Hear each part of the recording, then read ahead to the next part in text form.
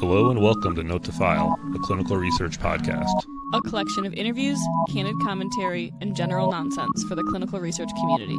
Check us out at notetofilepodcast.com. And now, without further ado, on to the show.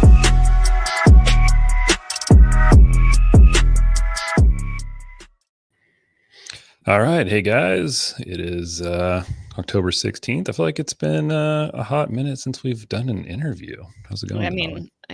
Good. It's been a hot minute since you were here. Been on the road so much. I feel like we haven't had anyone fun on for a while. So excited to have. I know. Speaking of people who've been on the road, let's go and introduce our guests. Doug, how's it going, man?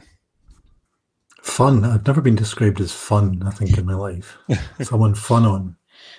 Someone cynical, maybe. But yeah, it's great to be here, Brad. I think we spoke 4 years ago, maybe.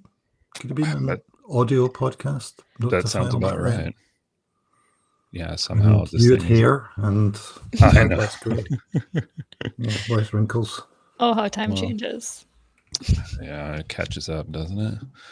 Well, good, man. Yeah, I was saying, I know you were an early audio podcast guest, so excited to have you back. Catch us up, man. It's what else? I guess give us your little intro if you would, and kind of what's been happening the last 4 years. Probably nothing's changed, right? Nothing's changed. I am 4 years older. My background is different. Somebody painted my room. It was great. I didn't paint it myself. That's when I must be living the life when I don't have to get the paintbrush out myself. You've made it when you don't have to paint your own. Yeah, walls. That's it. I sit back, relax. But I think for people that don't know me, I'm mostly a techie guy. Worked in mostly software vendors, but 6 years ago I joined a CRO and worked as Chief Technology Officer there. Learned what the difference between a CRO vendor is from a technology vendor, which is quite a lot. But it was very good. I always enjoy learning sort of hands-on, which is what we're doing, and I think we did some good stuff, made things work. Anyway, I left the CRO world, and now I'm doing consulting, which is actually also very much enjoying. I am traveling more, but it's just good to meet people and discover new challenges and hopefully fix some of these challenges. And as you guys know, in clinical research, there's no end to challenges constantly coming through the door. No, there certainly is not. Which, somebody who's a tech guy, I have to ask, why is site tech so bad? Or why is technology that sites have to use so bad? Is it getting better? Is this something that, your time in a CRO, does the CRO even care about that? Frankly? No. Yeah, fill me in. No, CROs don't care. Is that rude for me to say such things? No, they don't. It's not that they don't care. They have other priorities. That's probably more accurate. They do care. I work with some really, really good people. The CRO, really hard working, passionate about what they were doing. But there are different drivers. The driver of we need to give the sites really good technology to solve their problems is unfortunately, they might know about it, especially the CRAs know about it, but it's so far from day to day, making things work, making things function. And talking about the development side, I counted up, I worked on 8 different EDC systems to different degrees, either developed them. My first one, I might have mentioned last time we spoke, my first one, and this shows how old I really am. My first one I developed in 1985 for my father, who was a heart surgeon, on the Apple Mac. Remember the Apple Macintosh? It was on that. The Rainbow. In Visual Basic. One of the first versions of Visual Basic. Oh, yeah. Anyway, enough of that. I worked on 8 different EDC systems, and I can say that the only EDC system that really focused on the site I worked on was that first one back in 1985, because it was developed for a site, Yeah. And that's fundamentally the problem is, software developers will speak to people about, right, what do you need? And by and large, the people who they are speaking to are sponsor representatives and maybe CRO representatives. So that's, if you look at the list of requirements, they're all CRO sponsor, CRO sponsor, CRO sponsor. And That's who's so, Right. yeah, so we're thinking we're doing a really great job. We've got all these requirements. We've ticked up almost all of them. And very occasionally you might go, oh, sites, what do they need? What do they need? No, not really. It's not important. I mean, I said I wouldn't be too cynical on this call, but Good start. You're off to a good start. It's about, and I think also there's a definition of what EDC is and what EDC isn't, and it's almost like you can't step out of that box. No. EDC is basically paper replacement technology. Yeah. You take a CRF form and you put it on the screen and you go, yeah, that's an EDC system. And if you start to add additional things to that, they go, no. You can't do a randomization trial supply function inside of EDC because that's RTSM. That belongs over there. I mean, if you try and do it in here, that's not proper. It's not going to be right. I'm going, where is it written down that it has to be separate? And Yeah, unfortunately, it's been made... entrenched for so long that if you try to embed, some functionality inside EDC or combine 3 or combine 4, it's like, yeah, but it's not proper. If you really want RTSM, randomization, trial supply management, you got to go to the big guys. You got to spend big bucks, right? You might not use it, but spending the big bucks, it's got to be good. It's got to be good, Sunk cost cannot get fallacy. fired. Yeah. So I mean, I've worked in some really good technology, and it wasn't really, price wasn't generally a factor. You don't. I don't think you paid more money to get more product. You paid more money to maybe feel you were in a safer environment to some degree. So I don't think it's strictly that. That said, there's some big vendors out there that have a highly professional organization behind them. Great release management, great product management, a good base of their product. And if you're trying to do your clinical trial, you're thinking, right, do I want to take risk or do I want to go with something that's going to be there next year and the year after, Yeah. So I was in that camp. I just, the chief technology officer, CRO. I wanted to assure all my users that we had technology that was rock solid. So I get that, and people will often just say, let's go with the safe. Let's not shake things Rock up. the boat. Yeah. And unfortunately, when it comes to sites, all of a sudden chucking in some additional functionality to give to, 30 sites for a study, that just raises up the risk register. You're going, what if they don't like it? What if they have different requirements? What if they have got their own systems? What if they, all of a sudden it's adding complexity and risk to the routine of running a clinical trial, and it's already quite complex. Well, I think that's the word, like the routine of running a clinical trial, and that's the issue, right? Where it's like, this is how we do it. This is how we've always done it. This is the process. This is the routine for doing it. We're not going to disrupt it. It's too risky, and so people don't. But then we're going to have the same problems year in and year out. Yeah, no, and we do. I mean, that's advantage. I did turn a very large number. My birthday in June, and I felt, yeah, I'm still talking about the same stuff I talked about 20 years ago. So it's great to be relevant. At my age, I'm innovating. All right. I just happened to be talking about the same thing I talked about 20 years ago. So you mentioned the concept of like the requirements that you had, and that's dictated by the sponsors of the CROs because they're the purchaser, but we don't talk to the user who are the sites.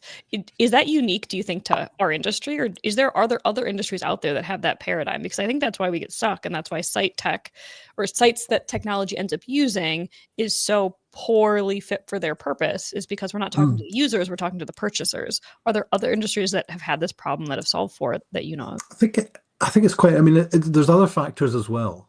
Okay. It's not unfortunately just that. But I think it is quite unique. Is the length of time that studies run for is a massive factor. I mean, I don't know of any other industry where you can develop a software product in 2001, 2002, 2003, and you can still be selling the same product 23 years later. This is the majority of products we use in the clinical space were developed 20 plus years ago. And yes, it's cloud enabled, it's all that's.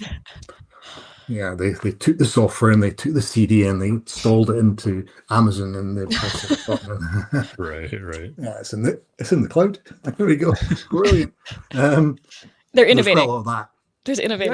Yeah, we're in the cloud. Yeah, we've partnered with Microsoft. Yeah, exactly. I always love that. I love those announcements. Yeah, partner that. Oh, you mean you paid for zero? You paid a right license to host the software. That's your partnership.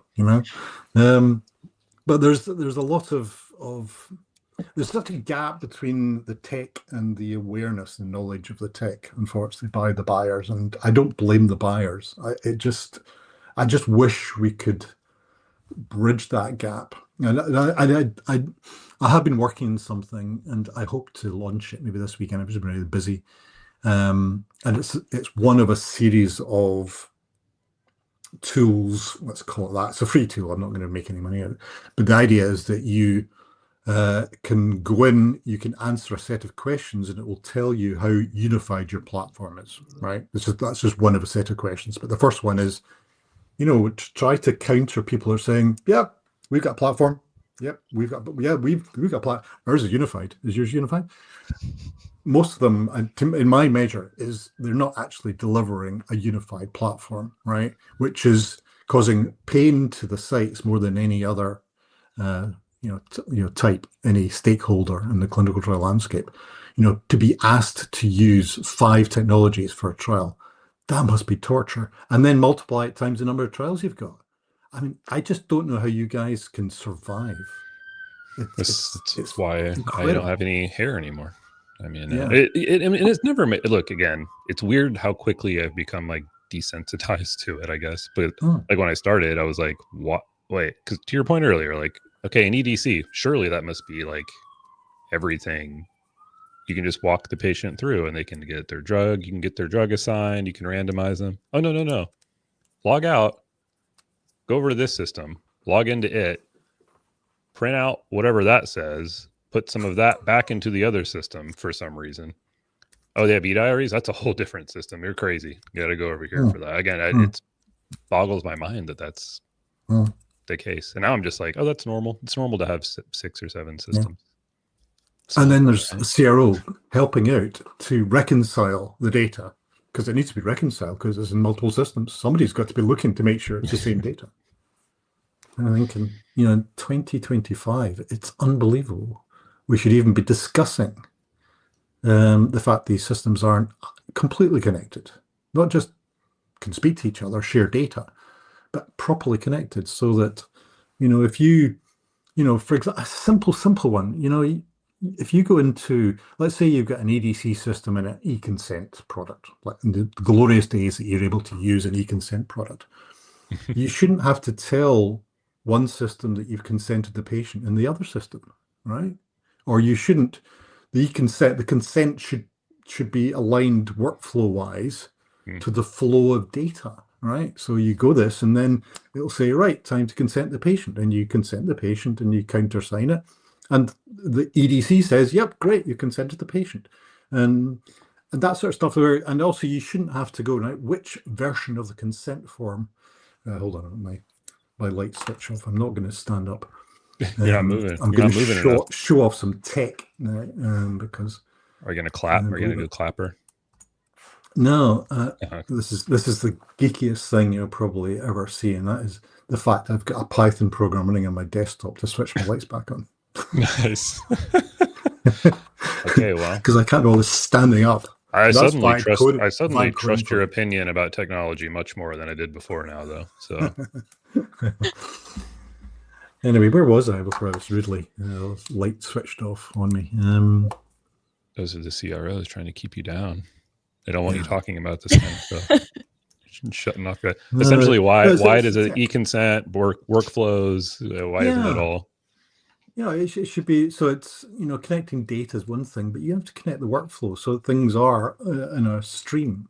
And when you log on to your clinical trial system, you should see a list of things as a site you have to do, not go, right, in EDC, here's your list. Yeah. If you go over to your RTSM over here, it's got the other list, which is different than the list you've got in your first list. Right. And by the way, that's only for one of your studies. So you've got to go, okay, so tell you what, how about we write an application that when the study coordinator logs in the morning, it gives them the list of systems they should go to in order. And that's going to make their life so much easier, So number one system, here's your username and password, and here's the URL. You click on that. I mean, we shouldn't be having to discuss or having to create these crazy systems to connect the systems that shouldn't be disconnected in the first place. Well, even then, I've never understood why. I mean, there are companies who have, at least from what I can tell, you can correct me if I'm wrong, they've got all the stuff. So they've got an EDC, they've got the ability to randomize, they have an eDiary or ePro platform. But even then, whoever the buyer of is not using them. They're still using 4 or 5 different companies. So like, if you can go to one, which they seemingly exist, why? It seems like they're built and they are there, but now no one, they're not buying that way, right? Okay.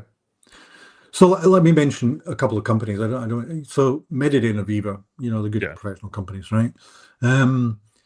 There are certain buyer preferences for when you might want to go to one versus the other, right? Sure. And I wouldn't be bigging up or anything either one of them, but there are buyer preferences between them, and I get that, and there do tend to be silos within the sponsor organization. In fact, there's silos in all the organizations. And you'll have data management who have their preference for a particular technology, and you'll have biostats that have theirs, and you'll have ClinOps who have theirs, and so on and so forth. Sometimes you might have someone sitting above all these departments who is a technology expert and can be able to, and also empowered to be able to say to data management, yes, I'm listening to you, but no, you're not going to use that because these guys over there want to use something from another vendor. And if you use that and they use something else, it's not going to work. Now, that's a rare discussion to have in many of these sponsor companies. And therefore, it's more common to say, right, Mrs. Data Management, you choose the best product. You've got to do a good job. Off you go. All right, Mr. Biostats, you do your biostats work. You've got to do a good job and play nicely with data management, please. Play nicely. That's the real world. That's what really happens. And I would like there to be more awareness of the potential for connected platforms. I really think that if you've used a fully connected platform, properly connected, not just it could be connected, but it actually is connected. And you go through the study, you think, that was so easy, I'm not going to turn around and go back. That was so easy, but it's actually really rare to see it used. And it's just not the norm. It's not the norm these days. Yeah, I'm trying to think in my 15 years of working at sites. Like, I don't know that I don't know. I sadly don't know that I can think of an example of like from the site side they've used the whole, because I was thinking of like metadata as an example. They've got all the stuff, right? As far as I can tell, but I've never seen a study that's used more than 1, maybe 2 of their products. So maybe they'll do RTSM and EDC, but not their eDiary or whatever else. So I don't know if I've ever experienced what a fully integrated study could even be. That seems really messed up. It's real depressing. Well, and that's where I've been curious, and I've always, the siloing, the more and more I learn about all the problems we have, I feel like so much of it is just nobody talks to anybody about anything ever. So nobody knows what anyone else is doing. But yeah, that kind of shocks me. I'm still hopeful. There's a new standard out for protocols. I don't know if you've heard of it. It's called USTM or M11 USTM. And it's just a standard way to describe a clinical trial protocol, right? And I'm quite keen on that, and I'm speaking about that in places. And the reason I'm interested in it is because quite often if you look at problems in technology, it goes down to the garbage in, garbage out, basically, situation, right? Sure. And the protocol is what's put into the funnel. So you've got this protocol, you've got a document, and that document's passed over to the different functions saying, right, biostats, here's the protocol. Could you give us feedback by like a week on Friday, please? And biostats will go 100 pages. Yeah, it looks okay to me. And data management will do the same thing. Yeah, I think that's okay. And then you get protocol amendments, which nobody wants, but they're going to happen because you implement it and you go, oh, shit, God, I didn't see that. Oh, sorry. You have to change that. Sorry, guys, we've got to change that protocol amendment number 1. And typically there's 6, something like that. Right. One of the reasons is the protocol wasn't right at the beginning. But from the technology ecosystem, if you are able to refer to the same thing technically, as opposed to your departmental interpretation of lots of words, then the department's going to work better together and the technology is actually going to work better together, right? So instead of the RTSM system picking up that's what we thought, and data management having, no, we didn't think that, we thought something else, and then not having this communication going on properly between them, you'll actually be saying, no, we're talking about the same thing. We will refer to a visit as being a common language first, which has been lacking to start with. Yeah. So I'm hopeful that the vendors will see this and pick up and then go, right, this is an opportunity to improve the linkages between our products. Even if it's separate tech, as long as ultimately you can have what you guys would call a platform, even if behind the scenes it's using different technologies, different databases, as long as you can really properly connect it so it's seamless to you guys. That's what we should be getting to. And we're not there yet. And we're a long way away. Well, don't say that. You said you weren't going to be cynical. How dare you? I'm still positive. I'm still... Okay, all right. I'm with you. What do you think about... I've been hearing more like the idea of, well, I guess 2 things, sort of central source. I don't know if you've heard about this sort of idea, and or the concept of like, look, as a site, I don't really care about an EDC. EDC can die because it's not really for me at the site level. Is there a world or a future where like EDC doesn't exist and you've essentially got site facing centralized source of some kind, which again, makes sense if you're doing science and you're trying to have everything standardized? Why haven't we done something like this? I've sort of been very involved in like EHR integration. I did some work for like the UK. Curious about this too. Mentioned back. So in the UK they have National Health Service, as I'm sure you've heard about. And they've got actually a limited number of databases that store all the data. Don't boast about your healthcare, okay? No. Wah, wah, wah. Yeah, I'm not gonna start there. I'm not gonna go there. Right. But anyway, one of the potential advantages is they've got a limited number of databases that contains all this data. Right. So I worked on an initiative, and part of the work I did was to help design the interface between the national health records and EDC systems, basically at the time, using CDISC standards. And we thought, this is going to be brilliant. This is going to be amazing. Oh, it was painful. It was all coded data, so it should have been easy. But even with coded data, it was an absolute pig. And I sort of learned after about a year, I went, this is going to be really hard. This is going to be really hard to get value out of this. Because you've got a whole host of observations on one side, and you've got the structure of a clinical trial protocol with visits and fields and forms, and you've got to get it from there to map to there, right? So you've got your structured data. So when you do standard of care, when you record your observations, when you record your information in your EHR record, your electronic medical system, you are just recording stuff, right? The definition of what you're going to record, it's not really written down in the same structure as a protocol. So it's not, to me, it's almost the other way around. To me, the superset is the EDC, the definition of a protocol. The subset from a structure perspective is what you then dump out to the EHR. So I'm biased. I say, no, let's start in the EDC systems. We can feed the data into Epic, and everybody should use an EDC system for standard of care. Right. But it's a bit like that, where you're thinking, well, actually, this is going to have, and I know data-wise, it maybe doesn't have everything, and maybe that is, if you're thinking, what could we do to enhance an EDC system to make it more useful for the site? Well, maybe we could make it like an EHR feeder system. So you push that data back, because what a good e-source, and I hate the term e-source, but what a good e-source EDC solution should be is it should be helping the site going through the life cycle of, you're the patient, what are we going to do, what we do have to do now, and do it real time and support the sites. So they're going, oh, it was easy. It told us what we need to do. We've captured it. We've got all the information. It's helping us making sure the data's clean. And when that's all done, it pushes the data back into the electronic health record if you need it, if you want it. Yeah. That's why that'd be easier. That would actually be easier technically. Doing it the other way.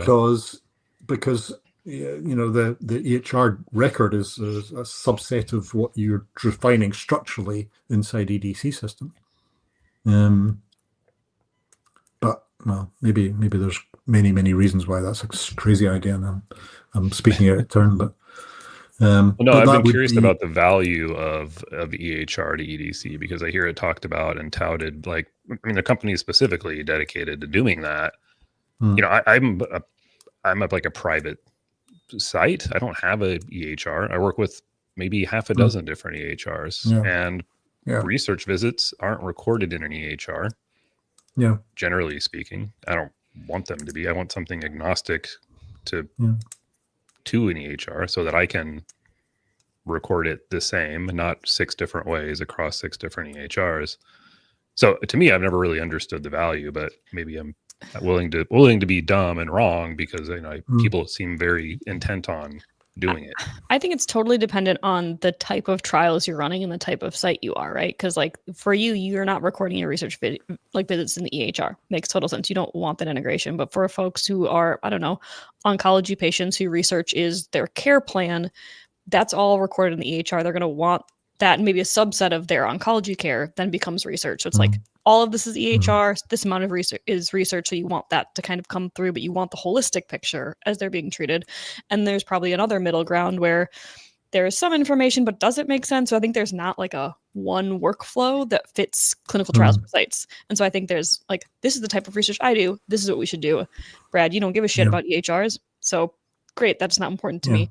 So I think it's like an interesting blend of, it gets back to like, we talk about research sites, but that's such a broad category that have different needs. So maybe that's the thing, is it shouldn't be one size fits all. We should say, right, how would you like to enter your data into this new thing, this clinical trial solution, and then send that all to your EHR? How would you like that? And go, on the counter for Brad there, you're going, well, we don't have an EHR, I don't care for that. And they go, fine, that's okay. You can also use the system. So maybe it just has to be flexible. Maybe you do need some sort of bidirectional transfer of information. Because there's other cases where, patient history, medical history, would it be useful to pull medical history? Why not? If you've got it, why have to rekey it? I do think AI will do a pretty good job here, because AI will, in the EDC system, it might say, please enter any relevant medical history, right? And now your old-fashioned EHR data transfer routine is not going to be able to understand the word relevant. It's going to go, Yep, medical. I see all. It's all coming across. Here we go. Yep, there we go. Whereas AI, it will increasingly be able to know, with awareness of the protocol, what the term relevant actually really means, and it'll go, "Yep, I've got that covered. I'm going to bring that over." Right.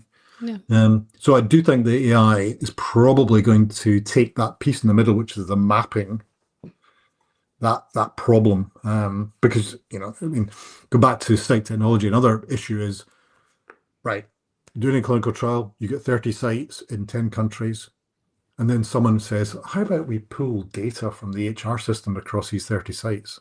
That's 30 problems for anyone running the clinical trial. They're going, "Oh my God. God, there are going to be 30 EHR systems we're going to have to deal with. How are we going to cope with that?" Right? Yeah. But there are standards, the fire standards, and there are also other standards even to enhance that. But you put AI on top of that, it's the mapping piece that just doesn't go away. You still have to map from the source to the destination. You can use as much meta information as you can possibly gather to make that. And if you can get with AI to the point where it's like 95%, you go, it's worthwhile. If it's going to be 6%, you're going, I've got to look at 100% to check it's all right. Therefore, What am I saving? Am I really saving time or money? Probably not. Might as well just key it. Well, and then even on top of the technical ability to connect with those 30 different EHRs, it's all of the different IT teams and security teams red tape to be like, whoa, you can't connect to my EHR. That's my data. I'm not pushing that out. And that becomes a whole, like, there's the technical feasibility, and then it's like I don't know, it's not even personnel. It's like security red tape of folks saying like, no, you can't have my data. This is my data. Yeah. So that's actually interesting with single sign-on. Single sign-on is something I spent a bit of time with at my past company. And generally, single sign-on is the CRO, the sponsor staff will have single sign-on. So they'll be going, "Yeah, it's great. It's great. Sites, do you have? Oh, you don't have it? What can we do? We can't give you single sign-on." But then we don't open it up to enable it. We sort of assume that sites are high risk, so we can't give you single sign-on. And I'm going, I'm not so sure. I think it's far riskier to give sites hundreds of username and passwords, because they're going to be writing them down somewhere. They're going to be, "Yep, guy, have you got that username? What was it again?" Just read it out. Just read it out. Was that a 1 or a 0? It's crazy that we're thinking it's more insecure, assuming the sites are okay to use 50 systems across their 10 studies, and have all these username and passwords. That's ridiculous. So we should open up the system so that every stakeholder can bring their own single sign-on. Not have to use a vendor sign-on. That's still closed. If you want to use your, Microsoft Azure Entra ID because you use it for your Office 365, bring it along. Right, that's what you use. You've got all your documents secured under it. Why should you not have your data secured under it? Because that's your data. You're entering it. You should be able to log in with these accounts. But we make it too risky. We don't do it. It's probably more secure is an Excel spreadsheet somewhere on someone's G drive that has all of their passwords and usernames. I mean, honestly, it's worse than that. It's probably a sticky note. It's a sticky note on a monitor somewhere with passwords all around it. I mean, that's not an exaggeration. It's how many places operate. Hey, Brad, turn your camera around and let us see your monitor. Yeah. Hey, man. I use LastPass for all my stuff, at least. So I just save it all, which is that any better? I mean, I don't know. If someone can get in there, then they can get into all my usernames and passwords. Yeah, it's actually taking the pain away a wee bit. You've got, there's in a Mac, you've got the password management tool built into it, and you've got in browsers, you've got like Google Password, Chrome, and all of a sudden people are going, "Oh, we don't need to worry about this anymore because it remembers it." No, it's moved it a bit. It's moved the goalposts a bit, but it's still a problem. You've got separate systems and separate database and reconciliation still going on. So no, I think we can definitely make that easier for sites. There's no excuses. It's a problem that there are solutions for. We just had to roll up our sleeves and make it available. What's exciting? I mean, obviously AI's. I've heard the word agents about 1 million times in the last 3 weeks, probably. What are you? What's getting you like excited, or are you hopeful about in this space? Whether sites are related or not, just sort of more generally. I'm excited that I can switch my lights on from my desk using AI. That's there we go. That's a more proper exciting use of AI than any EDC I've used. I think of the tons of carbon that was achieved from that. Yeah, you basically programming. destroyed a small rainforest for that, but well done. Yeah, but no, seriously, I think AI is amazing right now. It really is, and I don't think any of us really know where it's going. I've got a few blog articles that I'm going to push out. I've got one I'll probably push out next week about it. But I do think that there's this idea that AI is going to fix the sort of limitations of technologies, and it will to a degree, but it'll paper over the cracks. It won't actually fix them, right? So you might be able to interface systems more easily, but ultimately, if you're sitting in silos of information, the AI is going to go, I think it might be the same as that, but I'm not sure, you know? Whereas if you've one consolidated repository of meta information like USDM protocols, it'll go, it's definitely the same. You know, I'm referring to this one definition of protocol, and therefore I can be sure that if I send my data from my RTSM system over to the EDC, it's going to work because I'm referring to the same thing, right? So that's not AI making a hopeful guess. That's AI going, yep, I've got that information in both systems. It's the same thing, 100% match. So I think there'll be a lot of that where you're going, right, we can make 10% gains, 15% gains of our existing architecture. Or you're going to see systems that go, we can bring 60% gains because we're like AI from the ground up.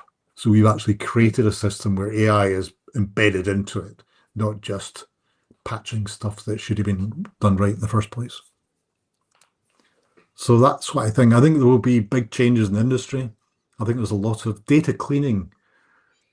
Data cleaning will completely change. You know, I've worked in many edit check engines, the tools that clean data for you behind the scenes. They're going to completely go away. You will not be sitting writing edit checks. You know, if you do an oncology study, there can be like 1,000 edit checks behind the scenes. Somebody has configured 1,000 edit checks. Sure. Bang, they'll be gone. Yeah. You will not have them. Nobody will be writing edit checks anymore. The data will be checked. It will be right-sized. So instead of, I'm sure you've seen it in some of the studies you've run, you'll have this edit check pop up for your 10 patients. You're going to, no, I don't need to be asked this. Right. I've had it on the previous 9 patients. It's wrong. Right.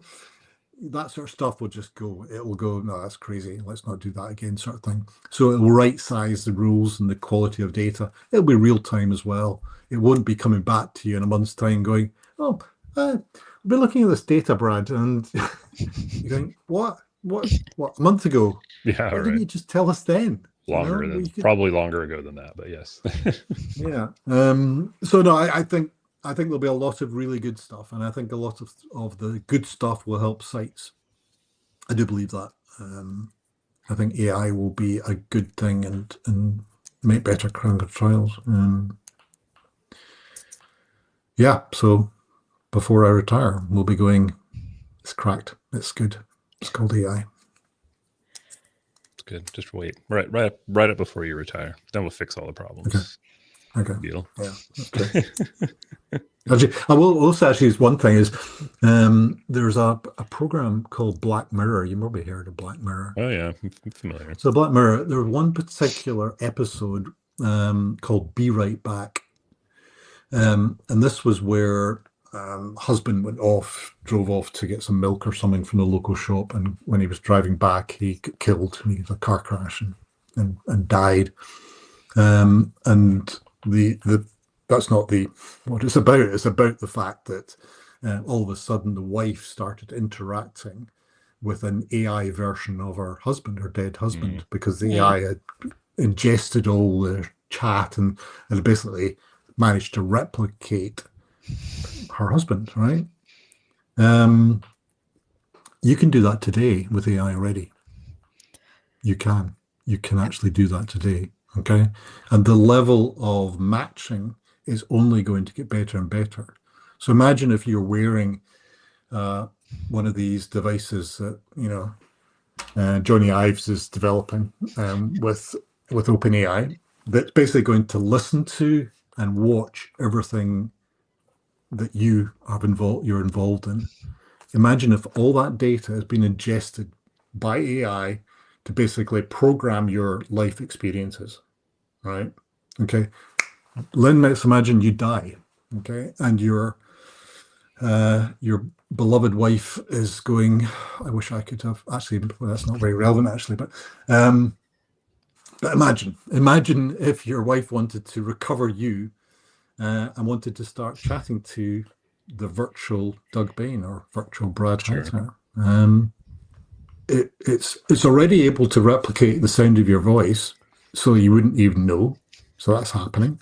But it would also be able to replicate any answer you would give. Okay, it's probably going to dumb it down, actually, come to think of it. It could be an intelligent version of Doug Bain, but no, it would effectively, in theory, it would say, well, Doug would say this, right? Right. Doug would not know that, or Doug would be an arse and he would say something, cynical. But that's what we're going to get. We will get that. So that's one thing I'm excited about AI. It's nothing to do with the clinical trials, but you're excited about that? I mean, that seems like existentially frightening. There's a reason it was in Black Mirror. Yeah, true. Yeah, but so if I kick it, Brad, you could just have like a virtual Denali co-host. Is what we're learning. Perfect. Yeah, I mean, we could all be you could AI ask right now. Make special requests. Could we have one that's maybe slightly more of this or less? Yeah, that's a good idea. Or to Steve Wimmer's point, don't tell his wife about this, because might not need Steve around anymore at that point. Yeah, I don't know. I mean, I find those. I mean, I don't know. Again, that seems.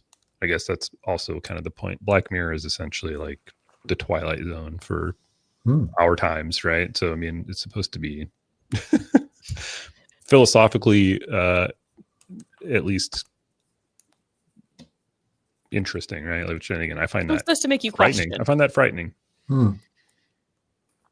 Yeah, someone should write to Steve Brooker, the writer of it, Booker, and say, how do you predict clinical trials will be in 10 years' time? Because he seems to be pretty good at everything else. Maybe you should get him to predict how things will change clinical trials.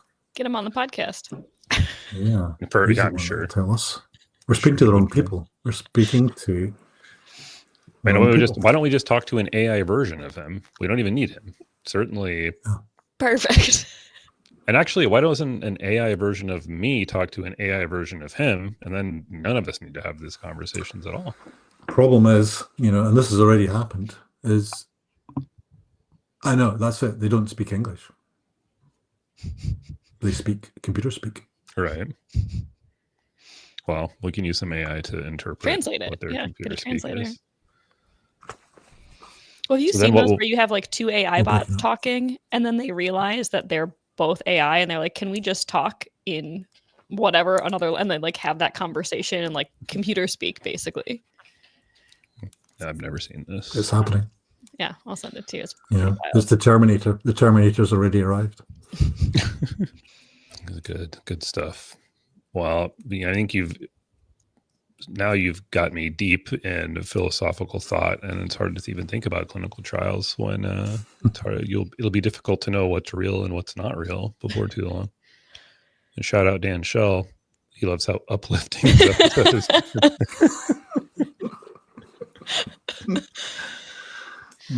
We should think of something positive to talk about. My God, it's not all depressing. Coffee in Italy. Yes, that's great. There we go. We could talk about coffee in Italy. Yeah, I mean, what's unique about it? I mean, the cappuccino is like their thing, right? I mean, yeah.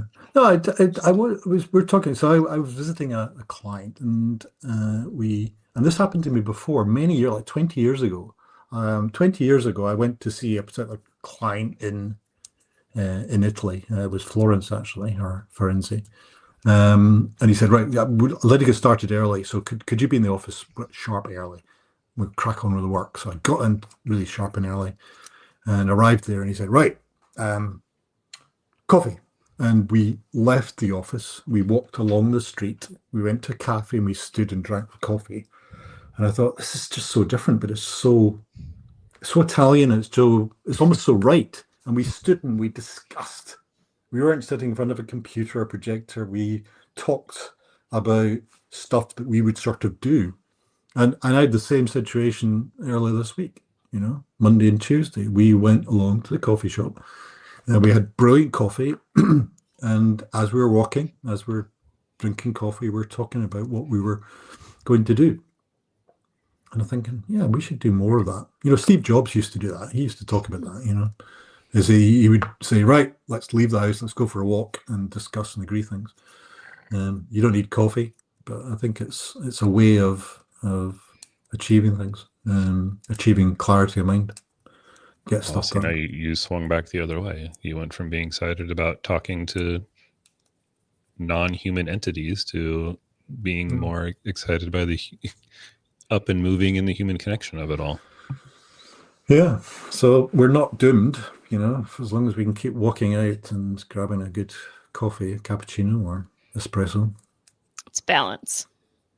Yeah, it's balance. I mean, get out and touch grass. That's what I'm all about. Yeah. Let's see what this is maybe on. Do you have any thoughts on this? Using AI agents for pre-screening. The difference of them being more probabilistic versus deterministic and sort of outside of IRB scope. Do you have any? Yeah, I mean, I used some bots for screening and I was amazed how good they were. I think the patients didn't know they were discussing things with a bot. It's not even, I mean, you need to be careful with AI in that, in the traditional pre-screener, you've got a form you're presenting to the patient, and that should presumably go through ethics because they'll have some say as to whether what you're asking is appropriate, etc., etc. How do you spin that via ethics? It'll ask, well, could ask them. I'm sure there's someone probably even listening in or commenting that, don't we got that all sorted out. But it does work well, and the UI actually works very well. If you start filling in a quiz or a survey, and you answer maybe 10 questions, you're going to probably answer the 11th because you're going, I'm almost there, and then the 12th, and then the 3rd. So you can ask more questions because they want to get to the bottom, right? And I found that with the bots, it was very powerful. And AI type bots are going to use a similar sort of mechanism. We'll keep asking questions until it's determined that you would be eligible. So there's not a lot of AI in there, I think. It's helping to adapt the questions asked to suit the circumstance and the information available. I mean, that's what it's doing. It's not doing too much. I mean, the pre-screeners, the ones I like actually are ones that are taking the patient, and then that's just the beginning of the thread. And it's not, right, we'll go through this pre-screener and then we'll email this candidate off to the site, and the site will deal with it. The site Right. goes, oh, is that really a patient? Do I need to call them up? Do I need to chase them down now? I can't bother with that one. If you make it into a whole solution, the whole life cycle integrated, then it's not a chore, it's a benefit for the site. I mean, at that point, like going so far as to like schedule and everything from there, like what else would be included? Because this is something we're looking at and actually implementing for ourselves at the site level, is like where's the human touch point? Is there? Yeah. And I think it's interesting. So I learned firsthand because we created a pre-screener in the previous company I worked on, and we thought, yeah, it's great, it's so cool, it's going to work really well. And then we realized that the sites didn't want these patients, because the patient had forgotten they'd filled it in. They didn't even recall the fact they'd asked to join this study. And that does happen. There's my light's gone again. So they didn't even know. They didn't even know, right? And so we thought, right, what we're going to do, and we ended up working with a call center, and the call center integrated into this whole environment. Yeah. So they could see the patients had filled out the form, they'd see what they'd filled in, and they would then use the platform to send them a text message saying, great, thank you for your interest. Is it okay if we now call you? So the patient, otherwise patients just didn't pick up the phone because they're going to don't recognize that. That's unrecognizable number. I'm not going to answer that, right? So they wouldn't even speak to the site because they don't know who that is. Yeah. We're not going to. So the call center would send the text message saying, we're going to give you a call, let me know if it's suitable. And then the system that we developed was integrated to that, and the text message would come back, and then there would be this flow, and then you could call from there. So it was just creating that real world environment to keep and to manage the patient to the point where you pass that patient over, even live, in a 3-way call across the site is okay. I'm going to pass you over. Here's, Sally, she's been interested in the trial. Over to you, right? That's the way it should be done. It's not all tech. It's just common sense, real world situation. And then and obviously if it's in the platform, then the site has that record. It's passed over there. They can see the pre-screening information that's filled out. They've got the patient details. They have further discussions, and they say, right, and then you can proceed to consent and so on. That's what the system did. But we couldn't sell it. It wasn't an EDC system. So. Well, this is interesting because we've both been to conferences lately, and I feel like the freaking exhibition halls are full of this pre-screen patient identification, whatever other phrases you want to use, all wrapped in the word AI.